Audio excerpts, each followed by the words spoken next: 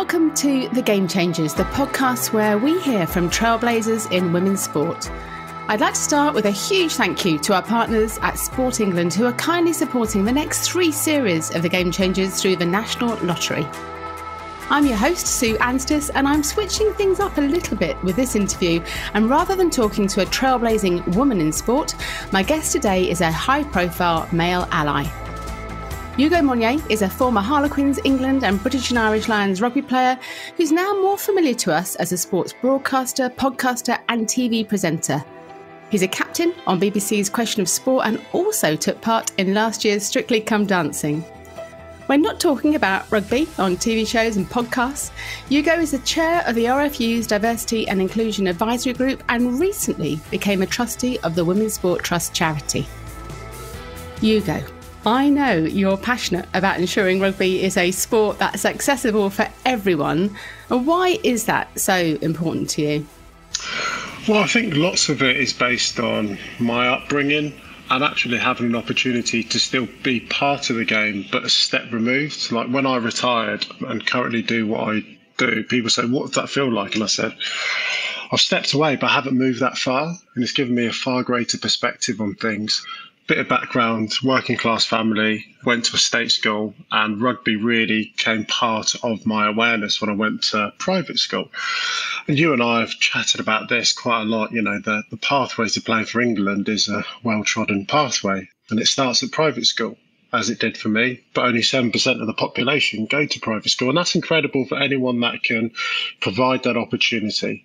I also tell people that when I played in the Premiership, I was probably considered one of the quickest on the international circuit, one of the quickest about. But at my state school, I wasn't the quickest in my year. And my USP in rugby was being quick. And I'm like, no, I was just the lad that got the opportunity.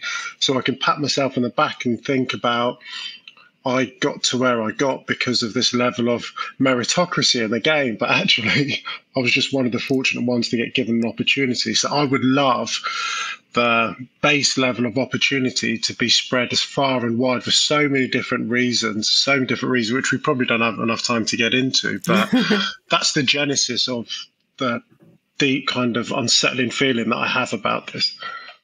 And did you feel, I mean, you've mentioned there in terms of that history of rugby, very closely aligned to private school, to Oxbridge, the kind of privileged white men in society. Did you feel like you belonged in rugby? Were you made to feel, was it a welcoming place for you? It was. I mean, the first reason I took on rugby 13 was to make friends. And that philosophy didn't really change much, even in my professional days. But I always felt that I was welcome. As to whether I belonged, I don't know, to be honest. I was always made to feel welcome. And rugby's very good at welcoming people in, but it's not very good at stretching his arms out. And I guess I had to fit into the mould of rugby rather than rugby accept absolutely anyone and everyone, because you look right through the academy systems, and I'm going back a number of years now, and it was a carbon copy of identical stories of, oh, what, you went to private school? Oh, you went to the academy? Oh, what, you play for? Okay, cool. It looks a lot more different now, and I think it's more welcoming and understanding of the different backgrounds which people are coming from, as illustrated by like Ellis Genge and Carl Sinclair, and just to mention a couple of names. I do love that analogy of being very welcoming but not stretching its arms wide enough. I'll be using that at some point in the future. I'll take that from you. But can you tell us a little bit about the RFU's Diversity and Inclusion Advisory Group you chair and its ambitions in terms of making the sport more inclusive? Yeah, diversity means a lot of things to a lot of different people, but essentially it gives us a bandwidth to be able to look at all the protected characteristics and essentially fulfill the mission statement of what rugby is in this country. It is, you know, celebrated as a game for all, a sport for all different shapes and sizes, creeds, religions, and everything in between. We're there as an independent body to keep the RFU account to that. We take on projects provided by the RFU, but we've also undertaken some of our own, which we've also pushed back to the RFU. And I guess there's been some case studies in the last year, whether it be Exeter Chiefs and their rebranding. So that's in 20 seconds what we're there to do, but we're to ensure the kind of core values that So if I'm taking a step back, I don't care what people want to say they want to be. I really don't. I just care about the actions people take towards doing it. So I want to ensure that the mission statement of the game is more than just PR, but they're actually meaningful words that lead to actions for it to be the very thing it says it wants to be. Excellent. Hear. And I should say that I sit on that group with you as to why we're laughing about the ambition of that group. I didn't say that up front. And I know how busy you are and how much in demand you are right now. But recently you became a trustee of the Women's Sport Trust. And with so many requests and opportunities, why was that specifically important to you? Well, I think for me, there'd always been a fire within me to want to do something more in the women's game. But I think off the wake of George Floyd and his murder, I spoke a lot about it and it really triggered something in me. I unearthed a lot of emotion and this unwanted relationship I have with racism. And the one thing I kept repeatedly saying is we need allies. You know, it's not just a black people problem. We need allies if we really want to tackle this and wrestle it and fix it and get over it. And I found it interesting. This all took place during the pandemic, and I've kept telling people this is a pandemic called racism, which has been part of our society for centuries. And there still is no cure. And we've managed to find a cure, in inverted commas, to COVID in record time because the joint forces, people coming together, holding hands, because they feel it's the best thing to do to help protect people and society. So with that in mind and the repeated notion of we need allies, I was like, well, if I'm trying to combat injustice, I can't just combat injustice for the things that matter to me. I need to look far beyond just the things that affect me. And I have 2 daughters. What's the world going to look like for them growing up? How can I protect that? I need to be an ally and use my voice and passion, and it has to be a passion. It can't just be a flag-bearing exercise, to try and combat and position myself to try and help and support. I've referred to you as a male ally in women's sport, and I've seen personally how you quietly influence behind the scenes, and you've always been very prepared to listen and learn about the issues too. So you alluded a little bit to that kind of journey so far, but if you had to describe to other men why you feel that gender equality in sport matters so much, what would you say to kind of get them on board too? Well, first of all, like, sport doesn't have a gender. If we're talking globally about football, rugby, tennis, hockey, badminton, tiddlywinks, whatever, it just doesn't. Like, if I'm passionate about rugby, I am passionate about the game, and therefore I dedicate and position myself as trying to protect the whole game. And that includes men and women's rugby. That's what it is. I think people are inhibited to do things because often they don't want to be the first, or they don't want any kind of backlash or to come across as sanctimonious or righteous or virtuous signaling, which is a phrase I hate. But if you think it's the right thing to do and you're passionate about it, then do it. Just be consistent in your actions. That's what I would suggest, because I know that I had a privileged life as a rugby player and I had a reasonable career. I also am fully aware and accepting of the fact that if I was a female, I never would have achieved the things that I achieved in my career just because I was a woman. Period. It's just undisputed. It's just like case closed on that. And so, in the same way, when I look at rugby now and my focus is on the next generation, it should be the next generation for men and women to create opportunities. I think in elite sport, it's this weird timeline of events or lifespan where you try and do everything you can do to position yourself to be a professional, and then you get towards the end of your career, and I think very good professionals, in the loosest terms, the best, in my eyes at least, make themselves redundant, because all you want to do whilst you're passing out of the game is impart all that knowledge into the next generation, and you make yourself redundant.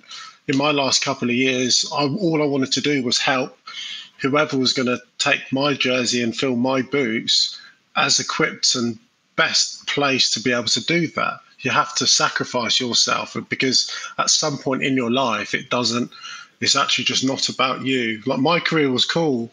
I won some medals, I scored some tries and played for England, but that was all me. Like, that's wicked. Like, it's really cool. but it's all just me. Is that it? Is that my relationship with rugby? Just to serve myself? And it's fine if that's how people want to see it. It's only a small life stint. You sacrifice a lot for it, but is that it? Or is there more that I can do? Is there a way in which I can affect the game a bit better beyond, oh, well, Ugo was good. He scored tries and look how great he is. I don't know. I look at people and I'm like, they were a great rugby player, but I'm 6 years retired, and before the age of 50, I'd have spent just as many years retired as I did as a professional. But it's just my value as a person, just a good rugby player. I think it's more important to be a good person. You mentioned that your two beautiful daughters, I call them beautiful, you just mentioned you had two daughters, but Phoenix and Ruby. And I was that whole being a dad of girls and changing your view on gender equality too. Do you think you would be doing as much for women's sport if you'd had two sons? Do you think it would have come to you anyway, that seeing that injustice and inequality? I think when it's closer to home, it gets more personal, doesn't it? I want Phoenix and Ruby to be anything they want to be. Do I strongly believe that is possible today? Yeah. Do I think they'll have more barriers because of their gender than what I had? Yeah, absolutely. So I want to break them down. I just want to support them. I would never sit down with Phoenix and say, do you know what, because you're a woman, I think you're going to struggle in life because, the world is so skewed and made up to be a man's world, and you're just going to have to be a bystander in it and work double as hard. I will teach her that I think it's really important to work twice as hard, only because working twice as hard is a good commodity to have, not because you're a female. How would you feel about her playing rugby? Based on how it is today? Yeah, the women's game now, right now. It's not good enough. It's actually just not good enough. The headline is the women's game is professional, but scratch the surface and I don't know, you'd have to deconstruct the meaning of what professional is. What, that you get paid? Does that mean it's professional? Because I spoke to, and I reached out to a couple of female rugby players in the last season who had to crowdfund to pay for their own surgeries. International players. What? That's not very professional. I don't know, I was having this conversation yesterday, and once upon a time, not that long ago, when it was an amateur sport, women rugby players were having to commit themselves wholly to rugby whilst maintain a job. And that's not conducive to being the best rugby player that you want to be. But in another sense, one of my biggest fears about professional sport is how players transition off the back of it. They're almost better placed for the end of their career than they perhaps are now. It's not like the money they're being offered right now would do anything to set them up for later life, but they've all had to put to one side a career which has far greater longevity to be all they can. So this professionalism, who is it serving? Is it serving the game? Is it great for our women? Not at the level which they're being funded, no. Absolutely not. Absolutely not. If I was a Red Rose who was offered a professional contract and it was sold to me that you're going to be professional, I'd say, okay, cool. But if what was sold to me was, this is the dawn of professionalism, it's far from perfect, but we want to financially reward you for the hard work and how you're going to inspire hundreds of thousands, if not millions, to want to get into the sport. And you are going to be the first people to lay the foundation for what professionalism looks like. Do you want to be part of that journey? That for me is far more enticing and actually far more honest, because when I speak to some of the women that play in the Alliance 15s and they talk about how they'll have a 3:00 kickoff, but it actually starts at 3:10 because the ref is sprinting across the field from one match to get to another to then referee their game, how there's no TMO in place, which can have I know in the men's game, there's scouts and monitoring that's works in symbiosis with TMOs to identify head challenges and all the rest of it. The level of playing fields is not good enough. Pitches aren't good enough. The money's not good enough. The medical system's not good enough. But the headline is we're number one in the world. We've won back-to-back Grand Slams. The women will break a record in their next match they play in the upcoming months of consecutive matches won. They go to the World Cup later on this year as tournament favourites, record victories against New Zealand. It's great, but let's put context to all of it. It's not good enough. And I think there needs to be a mental shift in the women's game of, I'm just grateful that we've got money. Of course, everyone's grateful that it's better than what it was, but at some point it's got to also be allied with it's better, but we've still got a long way to go. I'm nodding. People can't see I'm nodding vigorously with everything you're saying there. I guess the bits that will shift some of that is attendances and funding and the profile of a sport, and that it is getting better. You attend games, you're within the stadium. Do you feel the attitude of male fans to the women's game is changing, and is that changing fast enough? It's not changing fast enough. I guess in the same way, if I was to go to Twickenham, which I will do in a few weeks, if I was to look at the percentage of men to female, it's so massively skewed, and that would be the same for the women's game. You know, if it's 90% men at Twickenham watching the England men's team to 10% women, that's just an arbitrary number which I'm just plucking out the sky. It'd be the same if I went to watch the Red Roses take on Italy in a few weeks. In terms of women, that percentage being women? Women to men, yeah, 90% women, 10% men. And I would like to see a greater balance of both. I think there needs to be an education piece around, because as an ignorant man that doesn't understand women's rugby, the first thing you do is just make a sheer comparison to the thing you know. That's just a natural instinct to have. It's not wrong. You're not a bad person for thinking it. If you've, for the last 20 years, watched men's rugby, now you've been offered women's rugby, well, you know, they don't kick the ball as far, and they're not as fast, they're not as skillful, they're not all these things. The women's game is so different to the men's game. It's like me trying to explain to someone who's been a Sevens fan for all of his life, watch 15s, you would never compare 15s to sevens. They're just two separate entities. And I think we need to delineate the men's game from the women's game rather than competing. They're separate products with separate athletes and specimen and totally different backstories. The men's team in the Premiership or International commit their whole lives from morning till night to be a professional athlete. There will be certain female athletes that have had to do a full day's work and then arrive at training. So I'm sorry if the product that you see at the weekend isn't as good as the men's, because it's just not starting on the same level playing field. I think we need to celebrate our women more.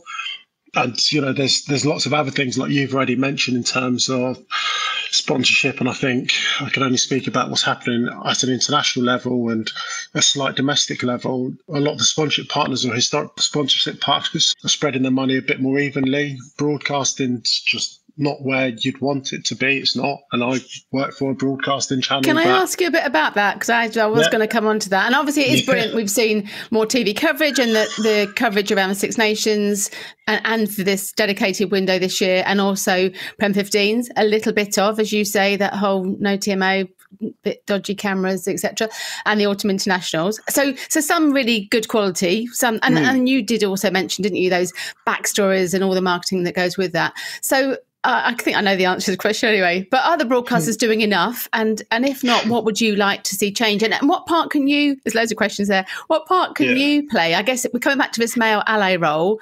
Clearly, you do have a voice in that space too. What I've learned in my job is often not what you know, what you can say. What you're willing to say, that could get you in trouble. But I don't want to get you in trouble. We just want to create change, don't we? Yeah, but I'm also at a point where, I can say things, and I am bothered, but not massively bothered as well. Like last year, I massively campaigned to get more Alliance Premiership 15s rugby on BT Sport. I loved it. I thought we had a sense of duty to do it. I kind of hate these isolated incidents where. So we ran the Premiership 15s final last year. It was brilliant. It was absolutely brilliant. Harlequins won it. It was great. The story of Shauna Brown, her interview afterwards. I was in the studio, choked up. Love Shauna. It was brilliant. And I think Emily Scout was involved in it. And, we have production meetings in the week. And we said, when we come on air to lots of our viewers, this might be the first time they see it, but there'll be lots of people who flick on the TV and, this could be the norm. We said, and I think there was a point where we were going to say, it's great to have the Premiership 15s. And Emily just said, for lots of people, what if they turn on and we don't say anything and they just think this is the norm? Don't say anything. And I love that insight. And she was absolutely spot on. So we didn't make a song and dance of it. And I actually wasn't comfortable with making a song and dance of it because we picked the ball up at the end of the season, having given no coverage. And what, we're to pat ourselves on the back that, hey, look at us, we're so great for one game, where I felt sorry for people like Ashley Wilmot and other reporters and presenters, Eleanor Roper, who were travelled up and down the country all season to cover it and then weren't invited to the big dance. So, that's kind of how I felt on the day. But it was great. It was a fantastic celebration. I wanted to do more. It's a bit like we get to International Women's Day, you go into a gallery and it'll be an all-female gallery. Every single person behind a camera is a female. Reporter, presenter, pundit is all female. And it's either a stunt or it's something meaningful, because where did they go the following week? And they clearly put a good enough output. We celebrated all of it. So what happened?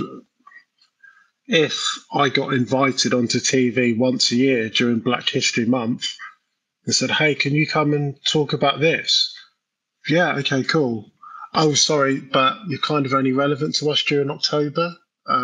Yeah, because the rest of the year we just fall back into our normal routine of things. Like I wouldn't go. I just wouldn't do it. And so I do think we need to do more. I have campaigned for more, but I guess at this stage, I'm not in a decision-making role where I get to sign off a check, and there's a lot brighter people than me that have to balance the books. But at some point, someone's got to take a punt, because I look at the men's league and every Premiership club's on average losing about £5 million a year. That doesn't seem like a viable business, but every single year you pump in another £5 million, which you will lose. The women's game is one of the fastest growing sports in the world. I'm hoping to be a part of the Women's Six Nations going on. I was a part of it last year, and it's a big part of why I wanted to work with the BBC, because it felt attractive to me to work on the Men's Six Nations as well as Women's Six Nations. I want to just chat to you a little bit about that dilemma of the male sports broadcaster, which you slightly alluded to there. So obviously we want those high-profile male pundits and presenters to report on women's sport because you bring huge credibility, and you like to attract those other male fans who say, oh, if Ugo's reporting on it, it must be worth watching. But clearly, I know you are concerned that when you then work on those games, you potentially take work away from those female broadcasters that you've said are travelling up and down the country. So how do you balance and manage that in your approach? I struggled with it. There were various opportunities for me to work in a number of different roles actually last year, and I wasn't comfortable doing some of them because I just didn't think it was fair. There feels like an immense pressure for me, a far greater pressure for me when I work on the women's game more so than the men's game. I remember, it's weird how I remember it, last Six Nations, I think I did England against Italy at the Stoop, and I called Ellie Kildoon, slaughtered for it. Look at him, he doesn't even know how to pronunciate players' name. I make those mistakes every single week in the men's game. I just do. It's not, it's just because there's no way any human on the planet can speak for 80 minutes live and not make mistakes, whether it's getting players' names wrong, positions wrong, whatever it is, you just do. And I felt nervous when, the match kicked off. You question yourself, do I have enough depth of knowledge, which I think I do. In fact, I know I do, and already I'm doubting myself because I follow the game. I speak to the athletes, and more so than anything, because I'm a professional. If I pick up the mic, like, I need to know what I'm talking about. But the level of scrutiny on me as a man working in the women's game, and actually that whole week I felt it from people that was working on the production. In fact, like, oh, look at him, like. And I just got spoken at the whole week because I was stepping into someone else's world. But I guess people are adjusting, and I absolutely get where it's come from, because there might be a feeling that, where have you been? What have you been doing? We've been doing this for ages. That's just that kind of biting point whilst it's still fairly new, and people all acclimatizing to men working on the women's game, women working on the men's game. But you look at tennis, if Navratilova is commentating on the men's final, no one says a thing. Yeah.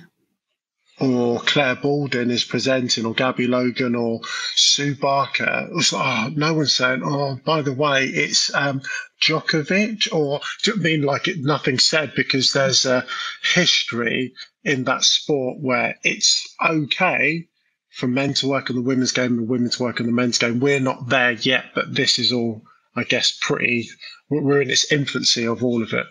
Yeah, it's all quite raw, isn't it? But I guess there is also that part that it's important to have you on board. That's the very part, is we do want more men on board that bring that reputation and profile and everything too. So there's no right or wrong, is it? It's just working through it together, isn't it?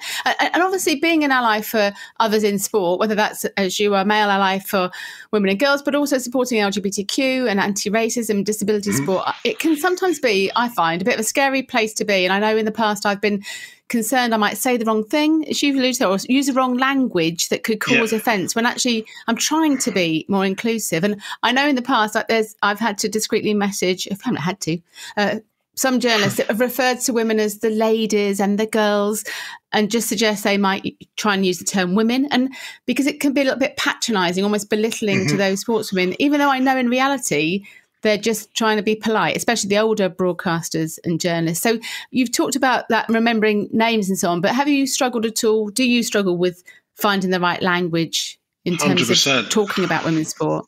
I didn't know whether to call the Red Roses, have they been branded the Red Roses, or call them England Women.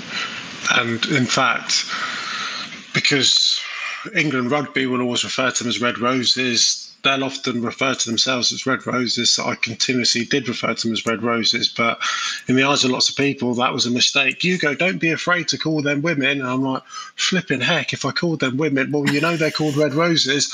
I'm just like that. It's a minefield. But it's fine, because you just put yourself out there. But I do think people need to be a bit more accepting. And, you know, the things which you speak about in terms of chatting to journalists and whatnot, I commend you for it, and I hope you continue to do it, because with good people that you know it comes from a good place. I think the fear of making mistakes, I think, inhibits conversation, which inhibits change, and actually then, I guess, longer term, inhibits people from doing and saying the right things. I make mistakes all the time. Do you want to correct someone and lambast someone to put them off from ever showing a level of support? Or is it to correct them so that they can be better next time? Every week I work on TV, the one thing I crave is feedback.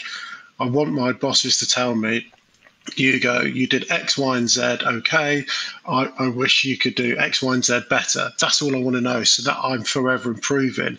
If you're having a conversation with me about terminologies in women's sport, I would love that.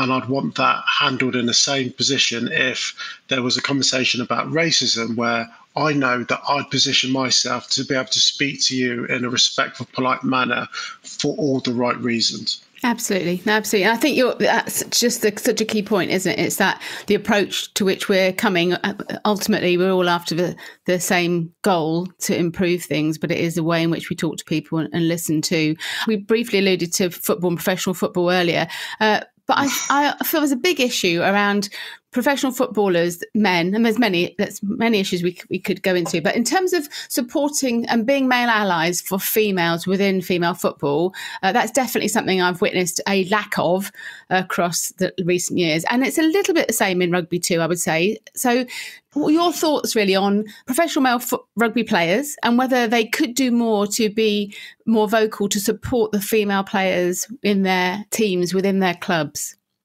Yeah, I guess with lots of it, if you're not quite sure, then you need someone to set an example.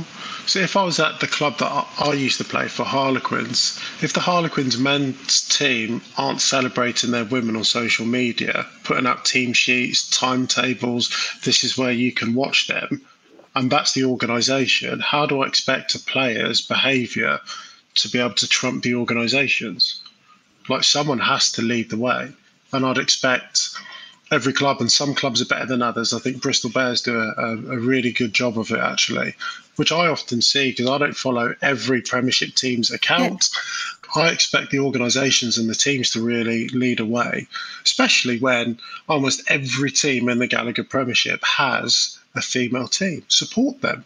You want them to grow. You know it's good for your team, for your brand, for your community, for the growth of rugby in your region. Do it. I'd expect the teams to take the lead on it and encourage the players to lean on it, because in most cases, the men and women train at the same facility.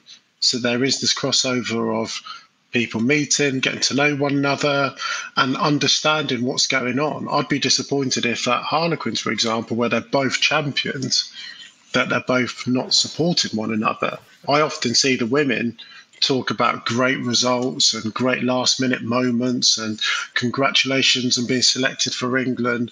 But I probably don't, well, not probably, I don't see it the other way.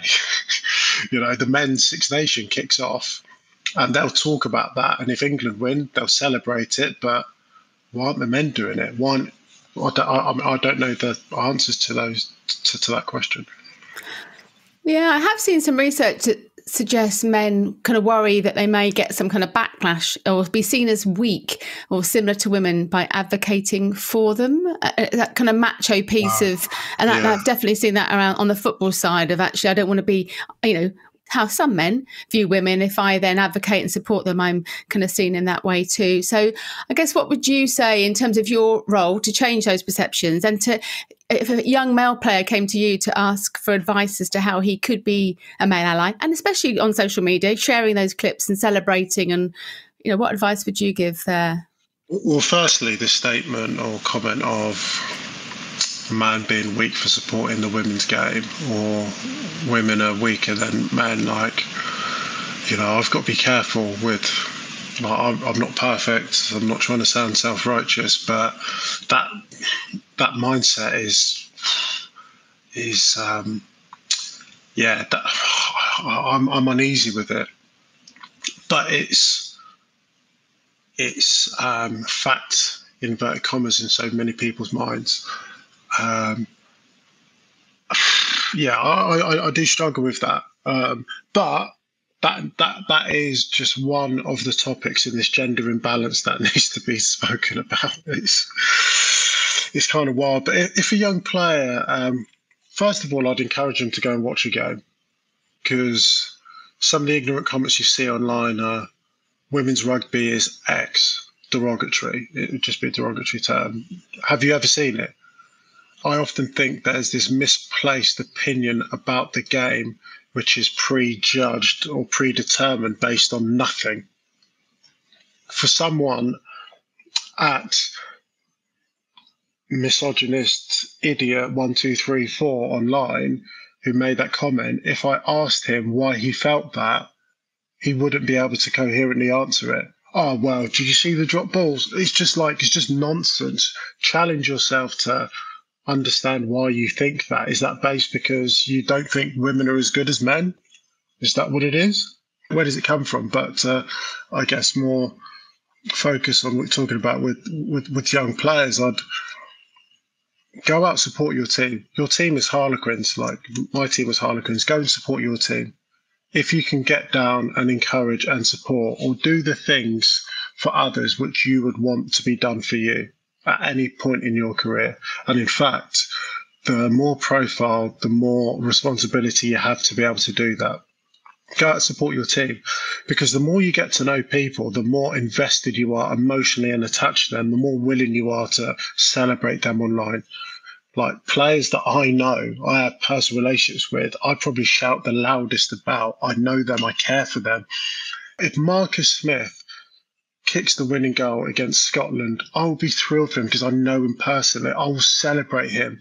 So develop those relationships within your club, cross-border of the genders. Go and do that. It's good for the team.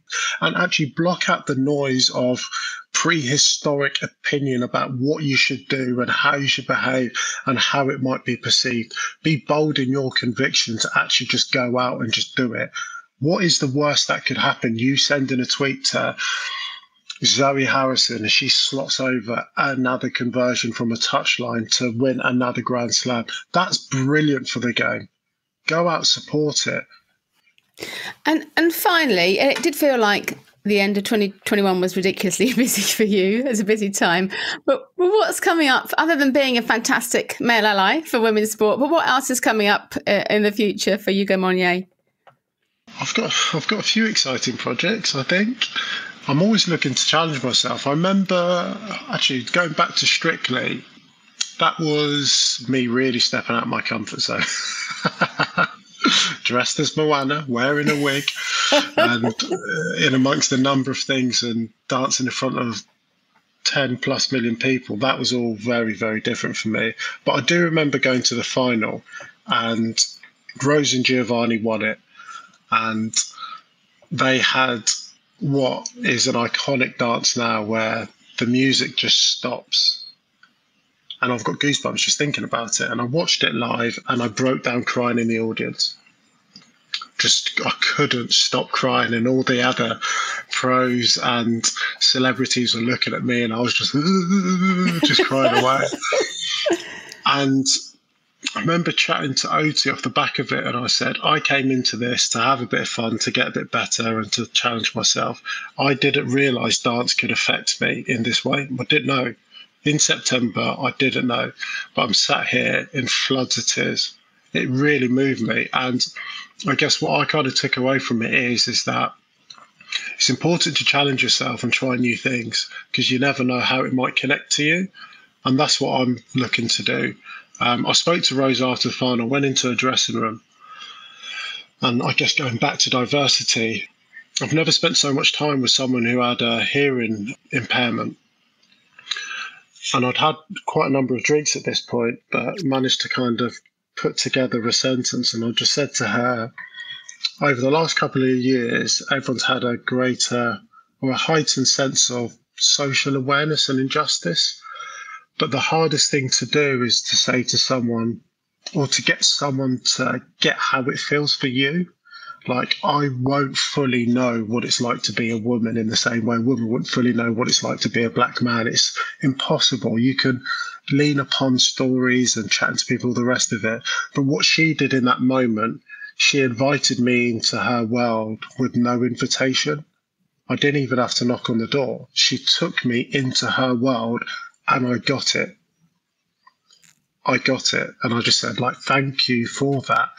And it was just amazing. And all of those things and experiences have come from something that I was deeply uncomfortable doing. And so almost going back to what I was saying about men wanting to step out and support the women's game, if that feels deeply uncomfortable, it might do, but it also might affect and impact you in a way which you could never have experienced or expected. And the impact what it might have for the people you were trying to support is just beyond belief. And yeah, so I'm challenging myself, testing myself, spinning quite a number of plates, but in all of it, trying to have fun. That's kind of what I've done for the last 20 years and seeing how long I can blag it for. Huge thanks to Ugo for taking the time to join me on The Game Changers. I see all the work he's doing behind the scenes to drive the profile and investment in women's sport, and I hope that his involvement will encourage other male allies to get on board too.